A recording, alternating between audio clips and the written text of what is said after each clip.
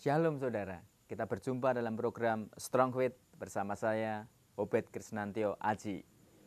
Firman Tuhan dalam kitab Mazmur 92 ayat 13 dan 14 mengatakan, orang benar akan bertunas seperti pohon kurma, akan tumbuh subur seperti pohon aras di Libanon. Mereka yang ditanam di bait Tuhan akan bertunas di pelataran Allah.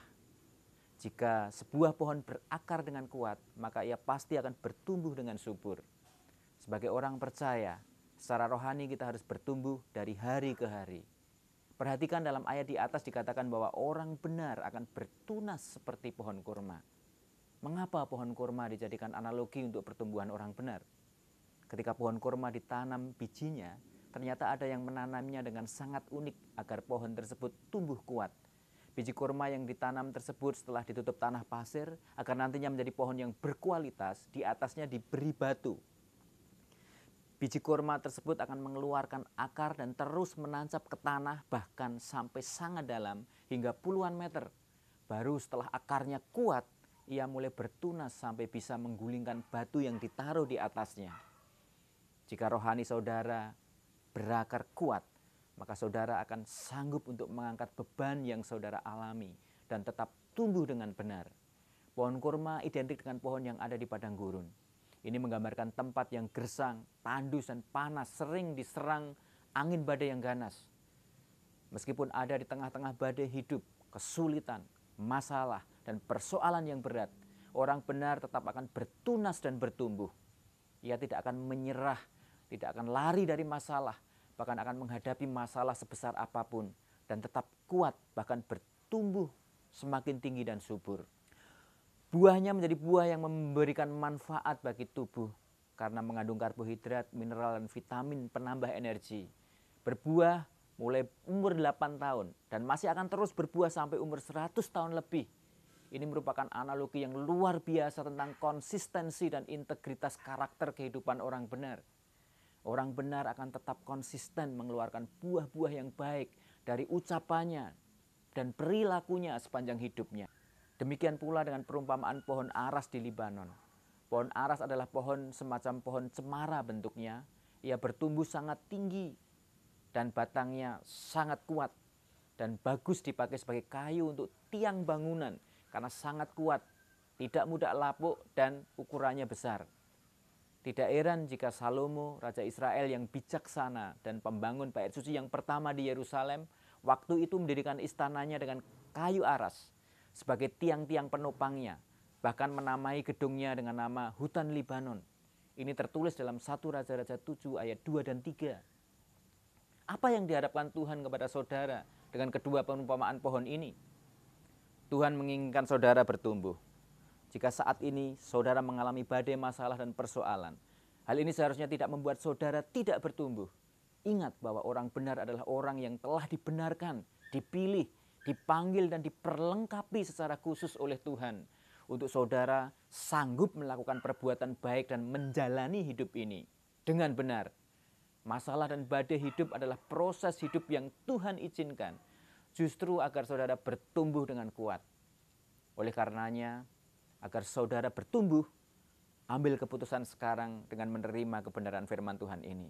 Yang pertama, bacalah firman Tuhan secara teratur setiap hari, karena iman timbul dari pendengaran akan firman Tuhan.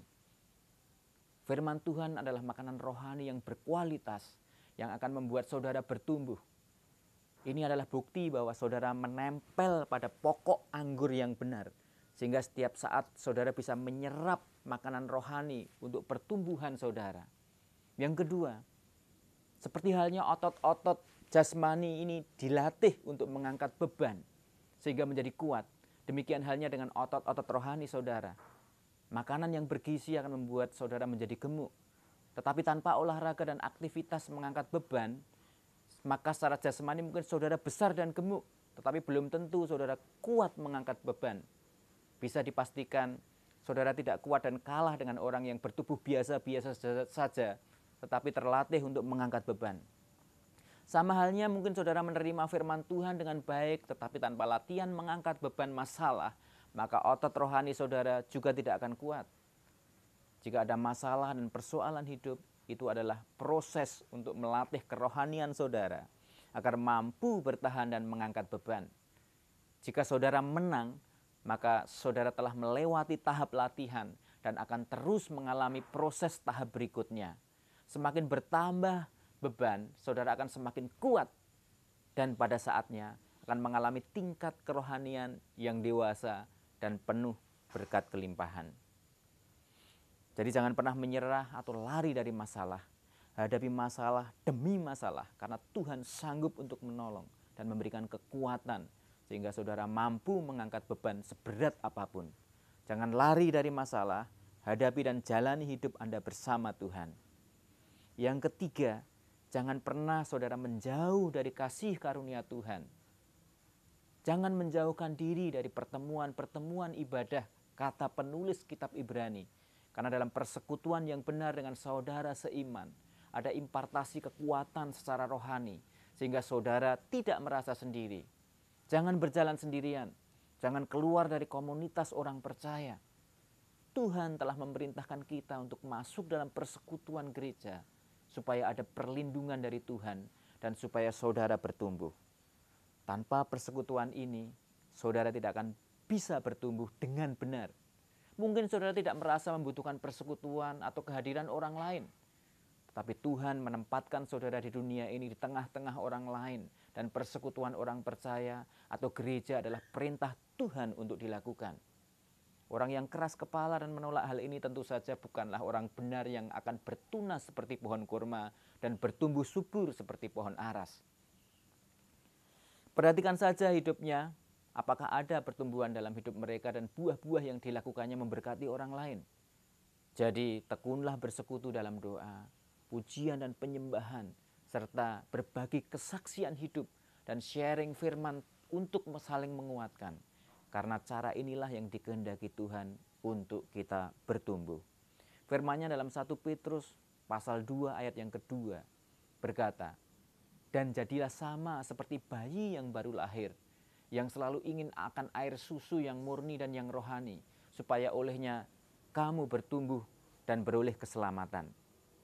Haus akan Tuhan dan firman-Nya seperti bayi yang baru lahir yang selalu akan air susu adalah analogi yang sangat bagus agar setiap kita tidak sombong dan merasa tahu ayat-ayat kitab suci, merasa tidak membutuhkan firman dan tersinggung dengan nasihat dan teguran firman Tuhan. Menjadi seperti bayi yang baru lahir, berbicara tentang kerendahan hati yang mau menerima apa adanya dan membutuhkan firman sebagai air susu yang murni dan rohani. Rasa haus akan Tuhan dan firman-Nya akan membuat saudara bertumbuh dari waktu ke waktu, menjadi semakin kuat untuk menjalani hidup saudara. Pastikan saat ini saudara bertumbuh dalam iman, bertumbuh dalam kasih, bertumbuh dalam karunia atau talenta yang saudara miliki. Akhirnya, hendaklah kamu kuat di dalam kekuatan kuasa-Nya. Have a strong faith. God bless you.